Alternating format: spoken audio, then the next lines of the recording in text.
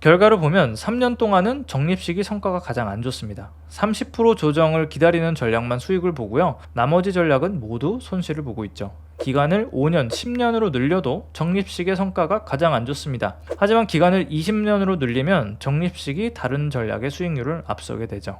적립식 투자를 처음 하는 분들, 지금 미국 주식이 비싸니까 가격이 떨어지길 기다려야 할까 아니면 그냥 사도 되는 걸까 고민하는 분들 많으실 겁니다. 저스트 킵 바잉이란 책을 보면 싸던 비싸던 그냥 사는 게 무조건 낫다고 하죠. 그런데 지금처럼 주식이 아무리 봐도 비싼 것 같은데 이럴 때 사도 괜찮은 걸까? 신고점을 돌파하는 이 시기에 시작해도 되는 걸까? 걱정되는 분들을 위해서 준비했습니다. 먼저 단순 적립식 투자와 조정을 기다리는 투자 중에서 어떤 게 더 효과적인지를 한번 살펴보겠습니다. S&P 500에 1993년 1월 29일부터 투자한다고 가정하고 적립식 투자와 고점에서 10% 떨어진 가격에 사는 전략, 20% 떨어진 가격에 사는 전략, 30% 떨어진 가격에 사는 전략, 이렇게 총 4가지 케이스를 비교해봤습니다. 결과는 이렇습니다. 초록색이 적립식 투자인데요. 모든 기간에 걸쳐서 적립식 투자가 조정을 기다리는 것보다 성과가 좋은 걸 볼 수 있습니다. 왜 이런 결과가 나오냐면 10%, 20%, 30% 조정받는 경우가 생각보다 적기 때문입니다.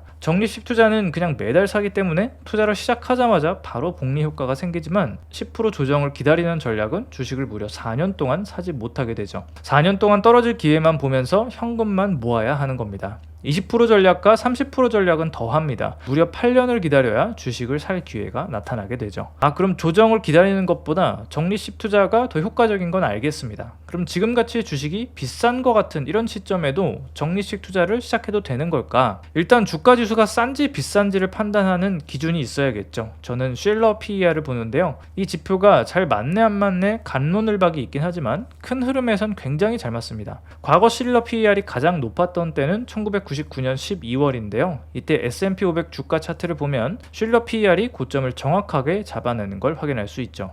2009년 3월의 저점도 정확히 잡아내는 걸 볼 수 있고요. 2021년 11월의 고점도 정확히 짚어냅니다. 지금은 어떤가요? 2021년 고점만큼 쉴러 PER이 높은 상황이죠. 쉴러 PER이 지금과 똑같은 수치일 때, 그러니까 1998년 12월에 그리고 2021년 12월에 적립식 투자를 시작했다면 그때는 성과가 어땠을까요? 먼저 2021년입니다. 초록색이 적립식인데요. 2년 반 후에는 조정 기다리기 전략을 다 이기는 걸 확인할 수 있습니다. 1년차, 2년차에도 구체적인 수치를 보면 1, 2% 정도로 작게 차이 나는 수준이죠. 조정을 기다렸다가 20%싼 가격에 기가 막히게 매수를 해도 적립식과 큰 차이가 안 난다는 겁니다. 그럼 1998년에는 어땠을까요? 이때 이후로 1년 반 동안 주식시장의 버블이 엄청나게 끼다가 2000년 8월부터 폭락하기 시작했습니다. 그 유명한 닷컴 버블이죠. 결과를 보면 3년 동안은 적립식이 성과가 가장 안 좋습니다. 30% 조정을 기다리는 전략만 수익을 보고요. 나머지 전략은 모두 손실을 보고 있죠.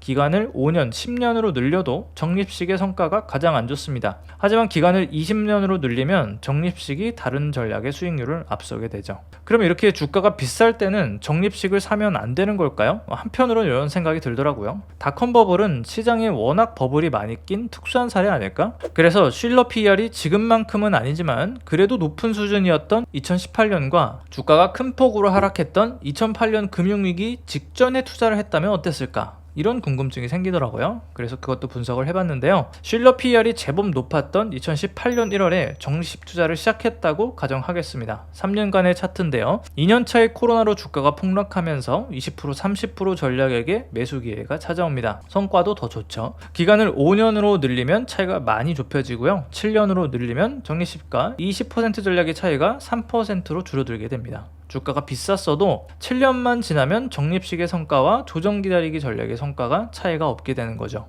그럼 2008년 금융위기 전에 투자했다면 어땠을까요? 3년 성과입니다. 20%, 30% 전략에 비해서 성과가 안 좋고요. 5년으로 늘리면 이번에도 성과가 거의 비슷해집니다. 가장 효과가 좋은 전략과 3.5% 정도 차이가 나고요. 기간을 10년으로 늘리면 적립식의 성과가 가장 좋고 17년으로 늘려도 적립식의 성과가 가장 좋습니다. 그래서 오늘 분석의 결론은 뭘까요? 적립식 투자는 장기적으로 조정을 기다리는 전략을 무조건 이긴다. 하지만 쉴러 PER 기준으로 주가가 비쌀 때는 적립식 투자를 시작하면 짧게는 3년에서 길게는 15년까지 조정 기다리기 전략에 비해서 성과가 뒤처질 수 있다. 입니다. 그 이야기 아시나요? 1960년대에 미국과 소련이 우주 개발 경쟁을 할 때 미국은 우주에서 사용할 펜이 필요했습니다. 우주에서는 중력이 없으니까 나사에선 질소가스 압력을 이용해서 볼펜의 잉크가 펜초까지 내려올 수 있게 하는 아주 특별한 볼펜을 개발했습니다. 수백만 달러가 들었다고 하는데요. 나중에 미국인 조종사와 소련 조종사가 만난 일이 있었습니다. 그때 미국인 조종사가 우린 이런 비싼 볼펜 사용하는데 소련에선 뭘 쓰냐고 우스대면서 물어봤다고 합니다. 그랬더니 소련 조종사가 우린 그냥 연필 쓰는데? 라고 해서 미국인 조종사가 벙쪘다는 이야기. 물론 이 이야기는 거짓입니다만 때론 아주 단순한 전략이 효과적일 수 있다는 교훈을 알려주는 재밌는 이야기입니다. 여기서 연필이 적립식 투자와 같은데요. 적립식 투자는 아주 단순하고 신경 쓸 게 하나도 없는 투자지만 주가가 비쌀 때 시작한다면 몇 년간은 실적이 안 좋을 수도 있습니다. 하지만 투자 기간이 충분히 길다면 복잡한 투자 전략보다 훨씬 우수한 성과를 낼 수도 있었습니다. 오늘 영상이 여러분 투자에 도움이 되길 바라고요. 영상이 유익했다면 구독, 좋아요 눌러주세요. 다음에 더 유익한 영상으로 돌아오겠습니다. 이세비였습니다.